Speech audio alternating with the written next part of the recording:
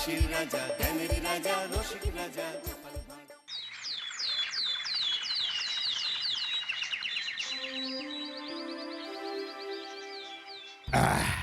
তাহলে মন্ত্রী সব কাজ ঠিকঠাক ভাবে করে এসেছো, তাই তো? আগে মহারাজ, আমি কোন কাজটা ঠিকঠাক করে করি না আপনি বলুন। আমি শুধু আপনাকে ওই কোষাগার থেকে মোহর সরানোর কাজটাই খুব ভালোভাবে করতে দেখেছি মন্ত্রী মশাই।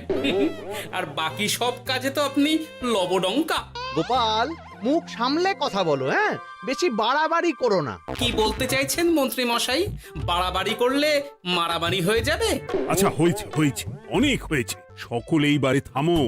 ঝগড়াঝাটি বন্ধ হোক, এমনিতেই খুব গরম। বলছি কি, যা গরম পড়েছে এইখানে তো থাকাটাই দায় হয়ে যাচ্ছে। উফ, আর যে পেরে উঠছি না। মনে হয় আপাতত এখান থেকে কদিনের জন্যে। মহারাজ, বাইরে রাজ্যের প্রজারা জড়ো হয়েছে, সকলে মিলে বিক্ষোভ করছে। একবার একবার শিগগির আসুন মহারাজ, নইলে সাংঘাতিক কিছু একটা ঘটে যাবে। কি হলো?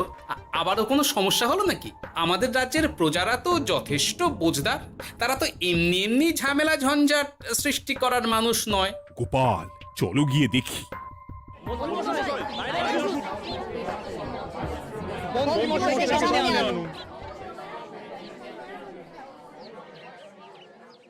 কি ব্যাপার, তোমাদের কি সমস্যা হয়েছে?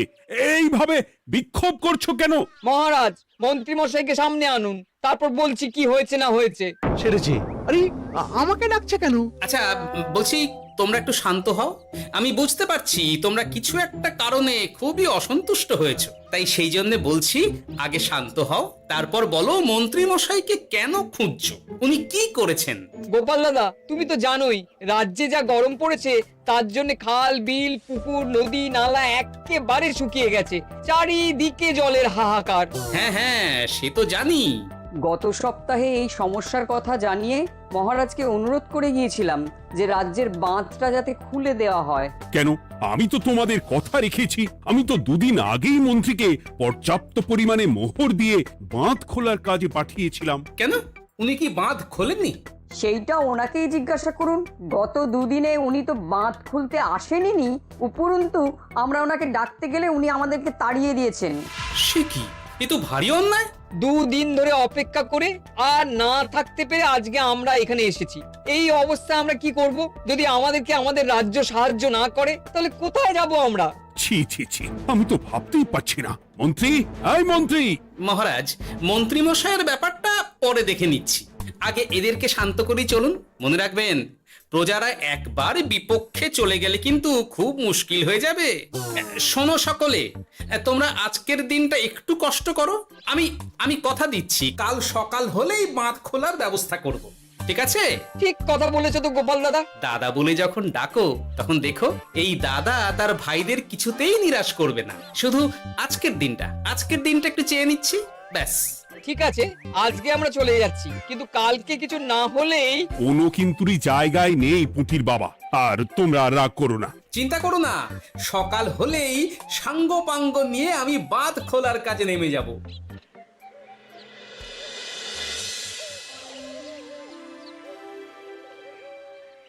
ছি ছি মন্ত্রী, তুমি এইভাবে আমায় মিথ্যে বললে।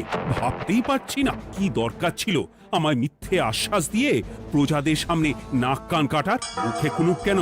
উত্তর দাও। না, মানে আমার শরীরটা ঠিক ভালো ছিল না, তাই বাড়ি থেকে বেরোতে পারিনি। বলছি কি, শরীর খারাপ থাকলে রাজসভায় খবর দিতে পারতেন, আমরা কেউ দায়িত্বটা পালন করতাম, কি আছে? সমস্ত মোহরগুলো একস্থ করে ঘাপটি মারলেন ঘরে। ছি ছি, জানাই আপনাকে ধিক্কার। সকলে মিলে করো প্রতিবাদের চিৎকার। মন্ত্রী মশাই, ছি ছি ছি ছি ছি ছি। মহারাজ, আপনি এক্ষুনি মন্ত্রী মশাইকে কদিনের জন্য সভা থেকে বহিষ্কৃত করুন।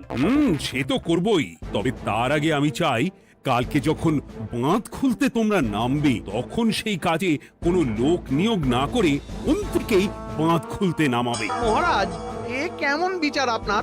আমি না রাজ্যের মন্ত্রী। মন্ত্রী না ষড়যন্ত্রী।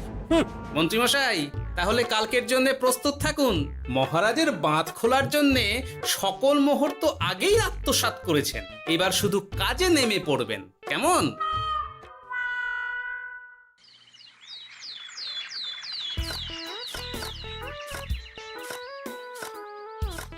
গোপাল এইবারে ছেড়ে দাও, আর পাচ্ছি না। এত সহজে হাল ছাড়লে হবে বলুন? এই কে আছো? ওই শাবল কোদালগুলো দাও, আমি এদিকটায় খুঁচিয়ে দিই। সভাকবি, বিজ্ঞানী, এসো এসো এসো, হাত লাগাও। সবে মিলে করি কাজ, বাঁধ খোলা হবে আজ। বাঁধ খোলা হবে আজ, মন দিয়ে করো কাজ। একদম, হাত লাগাও, জোর লাগাও। গোপাল দাদা, সভাকবি, বিজ্ঞানী দাদা আর আর বাকি দাদা ভাইরা আসুন আসুন, সকলে একটু শরবত খান। আমাকেও একটু শরবত দাও। মোহরগুলো খেয়েও তৃষ্ণা মেটেনি বুঝি? হুম হুম। বাঁধ এক্ষুনি খুলবে, প্রজাদের সব জ্বালা জুড়োবে। বাঁধ খুলে গেছে। আমাকে বাঁচাও, আমাকে বাঁচাও। কোনো সময় ভুল করলে নিজেই সেই ভুল শুধরে আবার ফিরতে হয়। আপনিও তাই করুন মন্ত্রী মশাই, নিজে নিজেই উঠে আসুন। চলো সকলে। গোপাল, তুমি তোমার সাথীদের নিয়ে যা করলে সত্যি ভাবাই যায় না। মহারাজ, নিজেদের রাজ্যের সমস্যায় নিজেরাই কোমর বেঁধে নেমে সমস্যার সমাধান করেছি, পরিস্থিতি মোকাবিলা করেছি। এর জন্যে আপনি এমন করে বলবেন না। ওহ, তোমরা না থাকলে যে কি হতো। মহারাজ, আমরা আছি তো, এত ভাববেন না আপনি। আপনি বরং আমাদের সকলের জন্য কিছু খাবারের ব্যবস্থা করুন, খুব খিদে পেয়ে গেছে। হ্যাঁ, নিশ্চয়ই নিশ্চয়ই। তোমরা সকলে ভিতরে এসো, হাত পা ধুয়ে নাও, ততক্ষণে আমি রানীকে আহারের ব্যবস্থা করতে বলছি।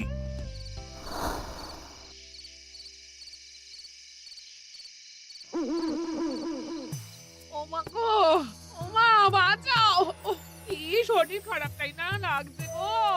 একে গিন্নি, বাবারে, কি হয়েছেটা কি? ও, তুমি এইভাবে এখানে শুয়ে কাতরাচ্ছ কেন? বলি তুমি এসেছো? হ্যাঁ, এই তো আমি চলে এসেছি। কি হয়েছে গিন্নি? তোমার কোথায় কষ্ট হচ্ছে? গরমে হাঁসফাঁস করছি গো, পারছি না। রান্না করতে গিয়ে খুব বাজে অবস্থা হয়ে গেছে গো, এই থেকে এইখানে পড়ে পড়ে গড়াচ্ছি। ওহ, ঠিক আছে, আজ আর রান্না করতে হবে না গিন্নি, আমি রাজবাড়ি থেকে খেয়ে এসেছি। বাহ, নিজে খেয়ে এসেছো বলে আর রান্না করতে হবে না বলে দিলে, হ্যাঁ? এদিকে রাত্রে আমি খাবো কি সে খেয়াল আছে? হ্যাঁ হ্যাঁ, খেয়াল আছে, খেয়াল আছে। যাও, আমার জন্য রান্না চাপাও আর একটু জল দাও। দেখো, এত গরম পড়ে কৃষ্ণনগরের অবস্থা শোচনীয় হয়ে গেছে। বয়স্ক লোকেরা কোনো কাজই করতে পারছে না। সত্যি তো, এই গরমে রান্না করাটা খুবই কঠিন গিন্নি। কি বললে? আমি বয়স্ক লোক? আমার বয়স হয়ে গেছে, তাহলে নিজে কি? হ্যাঁ, এই না না গিন্নি, আমি তোমায় কিছু বলিনি। আমি গোটা কৃষ্ণনগরের সাধারণ বয়স্কাদের উদ্দেশ্যেই কথাটা বললাম। তোমার তো বয়স হয়েছে বলে মনেই হয় না গিন্নি। ও তাই বলো?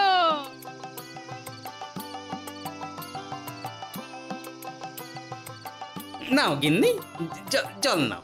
আজ না হয় আমি রান্না করব। হে ভগবান, মুখের একটু লাগাম দাও। এইভাবে যখন তখন সত্যি কথা বলিও না।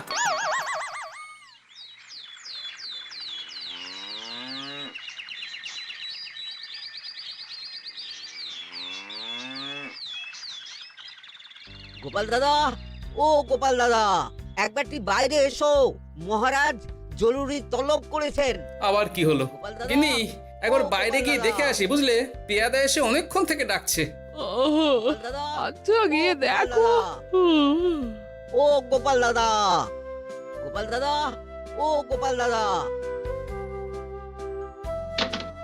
আরে তুমি এক্ষুনি একবার প্রাসাদে চলো, রানীমার খুব শরীর খারাপ করেছে, মহারাজ তোমাকে খবর দিতে বললেন। ঠিক আছে, তুমি যাও, আমি আসছি।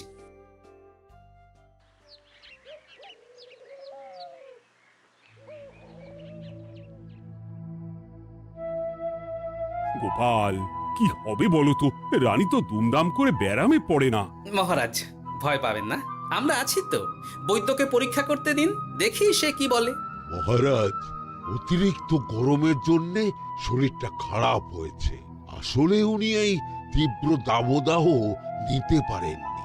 তবে চিন্তা করবেন না মহারাজ, আমি বাড়ি গিয়ে এক ধরনের বিশেষ পথ্য পাঠিয়ে দিচ্ছি। রানীমা খেলেই সুস্থ হয়ে উঠবেন। মহারাজ নিজের কানেই তো শুনলেন, রানীমার তেমন গুরুতর কিছু হয়নি, চিন্তা করবেন না। বৈদ্যর ওষুধে উনি সেরে উঠবেন।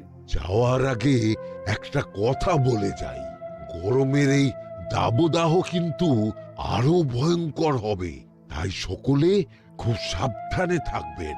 শরীর যাতে ঠান্ডা থাকে এমন হালকা পাতলা খাবার খাবেন। আসি, রাজসভায় দেখা হবে। মহারাজ, বৈদ্যমশাই কিন্তু এটা ঠিক বলেছেন, গরম আরো বাড়বে, তাই দুজনেই খুব সাবধানে থাকবেন, কেমন? গতকাল তো আমার গিন্নিও গরমের চোটে কুপোকাত হয়ে গেছিল, শেষমেশ আমাকে বাড়ি গিয়ে রান্না করতে হলো আর কি। ও বাবা, তাই নাকি? তাহলে তো খুবই চিন্তার ব্যাপার। আচ্ছা মহারাজ, আমি তাহলে এখন আসি, আবার রাজসভায় দেখা হবে। এই গরমে আর এখানে থাকতে পারছি না, বলছি কদিনের জন্য না একটু অন্য কোথাও গেলে হয় না গো? গিন্নি, এই গরমে ঘরেই থাকো, অন্য কোথাও যাওয়ার মোটে নাম করো না। বাইরে বেরোতে গিয়ে যদি কোনোভাবে গরম হাওয়া শরীরে লেগে যায় তাহলে বিপত্তির আর শেষ থাকবে না গিন্নি। কিন্তু এখানেও তো যা গরম পড়েছে, পচে গলে মরে যাই আর কি। উফ গিন্নি, দয়া করে এইসব বাজে কথা বলা বন্ধ করো তো, আমার আয়ু থেকেও তোমার আয়ু দীর্ঘ হোক। বাহ, তুমি এসব কথা কোথা থেকে শিখলে গো? হুম? এই তো তোমার থেকে আর কি। গোপাল, গোপাল, রাজ্যের অবস্থা খুবই বেহাল। এই সবই আমাদের পোড়া কপাল। আরে সভা কবি, কি হয়েছে? তোমাকে দেখে তো মনে হচ্ছে তুমি কিছু... বিজ্ঞানী মহারাজ দুজনেই অজ্ঞান, ঘটি ঘটি জল ঢেলেও ফেরাতে পারেনি তাদের জ্ঞান। কি বলছো কি? তা তুমি এই ব্যাপারটা জানলে কি করে? গিয়েছিলাম একটু আগে বিজ্ঞানীর বাড়ি, গিয়ে দেখি লোকজনের ভিড় সারি সারি। সে কি? শুনলাম মহারাজ তাকে কিছু বলতে এসেছিলেন, তারপরে দুজনে বাইরে বেরিয়ে আসতেই অজ্ঞান হয়ে গেলেন। মহারাজ বিজ্ঞানীর বাড়ি গিয়েছিলেন, তাও আবার রানীমাকে ছেড়ে? রাজবৈদ্য কত করে বললেন এই সময় যখন তখন ঘরের বাইরে বেরোবেন না, কে শোনে কার কথা?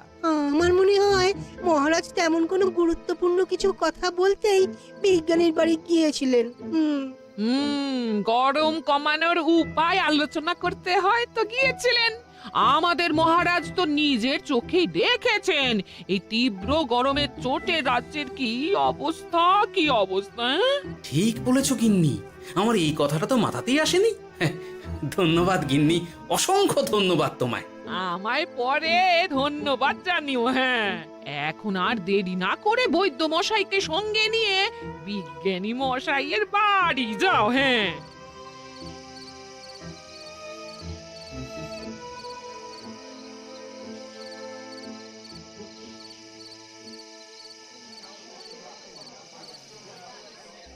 কি বুঝছেন বৈদ্যমশাই? খুব একটা ভালো কিছু বুঝছি না গোপাল। দেখো, সত্যি বলতে ওই কৃষ্ণনগরের অবস্থা খুবই বাজে, তাই এখানকার মানুষেরা একে একে অসুস্থ হয়ে পড়ছে। বাইরের অবস্থাটাও তো ভালো নয়, বুঝতেই পারছো। এখন সান্ধ্যকালীন হাওয়াতেও গরমের তাত রয়েছে। দেখুন, রাজ্যের যা অবস্থা তাতে যদি রাজ্যের মাথা থেকে সমস্ত প্রশাসনিক প্রধানরাই অসুস্থ হয়ে পড়েন তাহলে তো ভীষণ বিপদ। সে তো বটেই, এই জন্যেই আমি বলি কি, মহারাজ সহ সকল সভাসদেরা এই রাজ্য ছেড়ে কদিনের জন্য পাহাড়ি কোনো এক জায়গায় গিয়ে থাকুন, পরিবার নিয়েই যান। দেখুন, আগে নিজেরা বাঁচলে তবে তো রাজ্যবাসীকে ভালো রাখতে পারবেন, তাই না? কথাটা কিন্তু মন্দ বলেনি বৈদ্য। গোপাল, এই গোপাল, তুমি পাহাড়ে যাওয়ার ব্যবস্থা করো। এইখানে আর কিছুদিন থাকলে মরেই যাব। হ্যাঁ গোপাল, আমারও তাই মত। এক্ষুনি যা শরীরে ক্লান্তি এসেছে, আর কদিন এইখানে থাকলে মরেই যাব। মহারাজের অনুরোধে গরম কমানোর কোনো ব্যবস্থাও তো করতে পারলাম না, বাইরে বেরোনো মাত্রই দুজনে মূর্ছা গেলাম। বাবা, ঠিক আছে, বুঝেছি। মহারাজ, আপনি আর এই ব্যাপারটা নিয়ে বেশি ভাববেন না। বিজ্ঞানী, তুমিও আর বেশি কথা বলো না।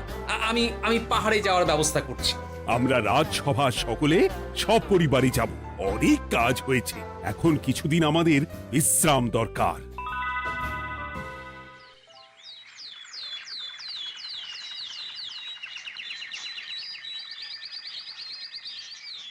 এ কি গোপাল, মন্ত্রীকেও তুমি আমাদের সঙ্গে নিয়ে যাচ্ছ? আহ, তুমি কি সব ভুলে গেছো? মহারাজ, আপনি খামোখা উত্তেজিত হবেন না। আপনার শরীরটা কিন্তু ভালো নেই। আর মহারাজ, আপনার রাজ্যে বাস করে আপনার থেকেই শিখেছি বিপদের দিনে পরম শত্রুকেও দূরে ঠেলতে নেই। গোপাল এটা ঠিক কথাই বলেছে। যতই হোক, উনি তো আমাদের মন্ত্রী, তাই এই বিপদের দিনে ওনাকে ফেলে যায় কি করে বলুন তো? সত্যি গোপাল, তোমার তুলনা নেই। ঠং, সবই নাম কেনার চেষ্টা। গোপাল, চলো এইবারে রওনা দিই। বলছি, খাবার দাবার আর জলের কলসিগুলো উঠেছো তো? হ্যাঁ, খাবারের পাত্রগুলো আপনার জিম্মায় থাকবে, আর জলের কলসিগুলো আমি সামলাবো।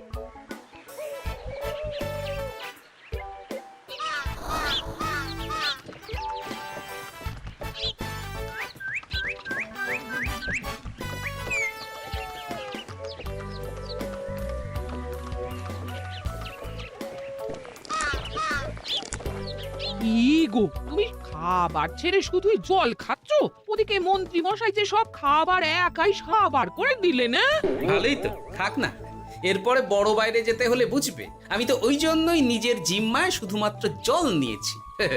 দেখো, জল খেলে ছোট বাইরে যাওয়ার দরকার হলে চলে যেতে পারবো, কিন্তু বড় বাইরে যাওয়ার দরকার হলে তো যেখানে সেখানে যেতে পারবো না। তাই জলই সই। কিন্তু সবার জল যদি তুমি একাই শেষ করে দিলে তাহলে? এই রে, এটা তো ঠিক বলেছো গিন্নি। পথে ঘাটে কোনো পানীয় জলের পুকুর বা কুয়ো দেখলে জল ভরে নিতে হবে, বুঝলে?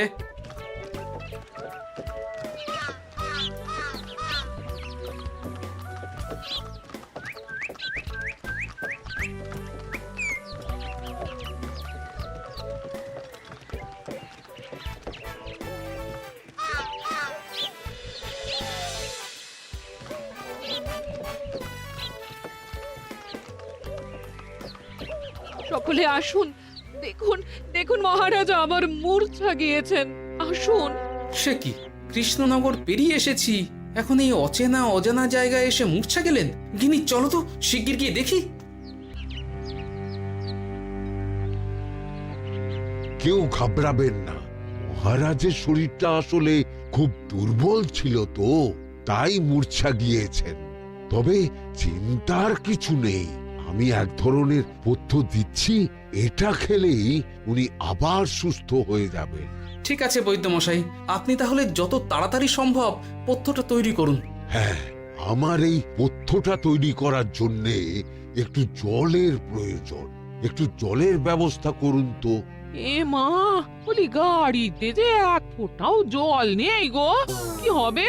এই গোপাল, তুমি একাই সব জল খেয়ে বসে আছো? হ্যাঁ গোপাল, এখন এসব বাদ দাও, চলো একটু জলের ব্যবস্থা করি।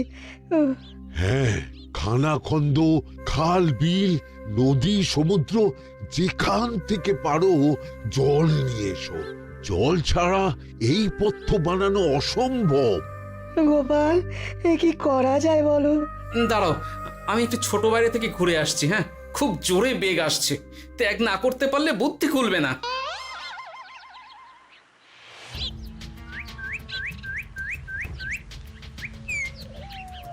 ওদিকে একটা পাত কুয়ো দেখতে পাচ্ছি মনে হচ্ছে।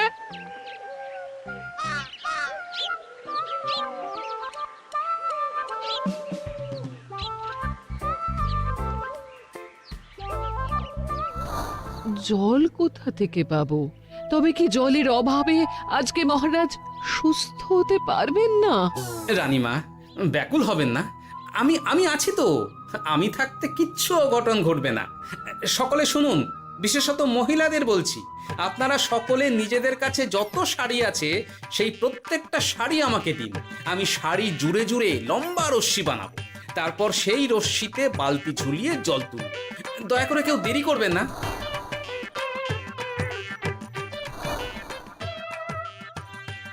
এই নাও আমার 5খানা শাড়ি। হ্যাঁ, এই নাও আমার 10খানা শাড়ি। আমি বাবা আমার লতা পাতা মিনি করা শাড়িগুলো দেব না। যা পারো করো, আমি বড় বাইরেতে যাচ্ছি।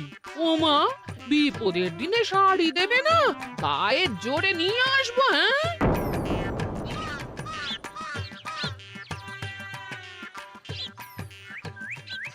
এ বাবা, এখনো কিছুটা কাপড় লাগবে তো। যা গভীর পাতকুয়া, সবার সব শাড়ি তো কাজে লাগিয়ে দিয়েছি, এখন কি হবে?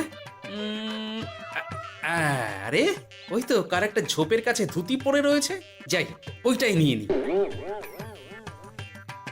এই গোপাল গোপাল, আরে করো কি, ওটা তো আমার ধুতি। আরে আরে আমি এই ঝোপে বড় বাইরের জন্য এসেছি।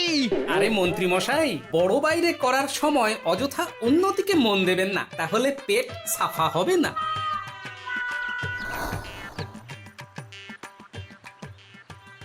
গোপাল, তুমি ছিলে বলে এই যাত্রাতে রক্ষা পেলাম। ভগবান তোমাদের অনেক অনেক মঙ্গল করুক। এই দেখো না, ওরা না আমার লতা পাতা আঁকা শাড়িগুলো নিয়ে নিয়েছে। এই দূর তোমার শাড়ির লতা পাতা, আমি নিজেই জড়িয়েছি বড় বড় ঘাস পাতা। কি চুল করছে রে, দূর ছাতা।